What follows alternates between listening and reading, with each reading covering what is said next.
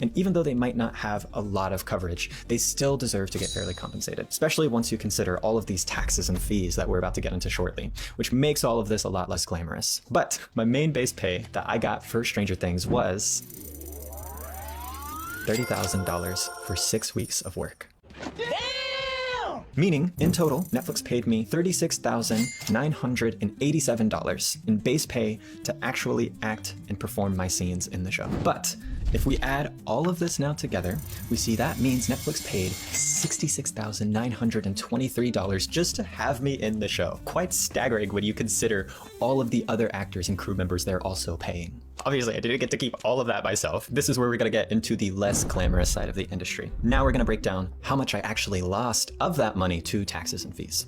Now, of course, extra costs for flights and hotel immediately dropped, not going to be. So that brings us down to $58,662 that was actually paid to me for my role in the project. But of that, I paid roughly $15,639 just in taxes. And then of course, we have to account for my agency fee. To even get an audition for a show like this, you need to be represented by an agent. And this is just how Netflix filters through actors. Whenever you join these agencies, the only way they make money is whenever you book a job, they automatically get at least 10% of your net pay. So I also lost an additional $4,430 that had to be paid to my agency. Meaning, at the end of the day, for about 6 weeks of work across 5 episodes, I actually got to keep in my bank account $38,593.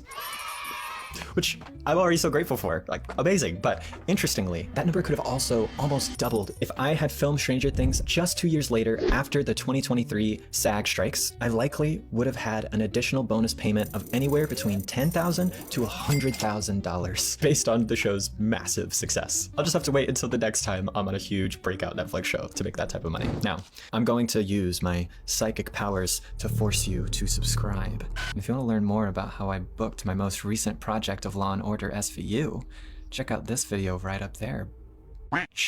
You shouldn't be wandering around this YouTube channel unattended. Join this community, or I'll make sure Papa electrocutes you way worse than he electrocuted me. Because yes, Matthew Modine does watch this channel. No, I'm kidding.